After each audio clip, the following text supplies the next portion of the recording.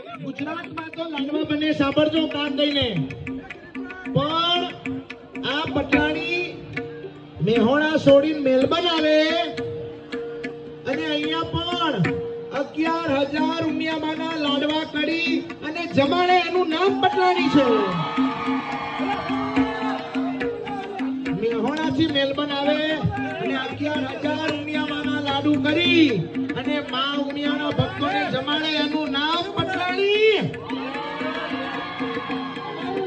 પટલોણી લાડવા બનાવજો, પટલોણી લાડવા બનાવજો, પટલોણી લાડવા બનાવજો, લાડે રે કોડે મારી ઉમિયા જમાડો.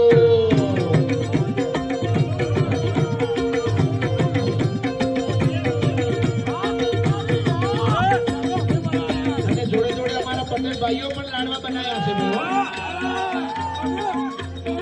અને ખાસ જેટલી પણ અહીંયા કમિટી છે, એમાં રસોડા કમિટી હોય, પાર્કિંગ કમિટી હોય, આ વ્યવસ્થાની કમિટી છે, એને જોરદાર તાળીઓના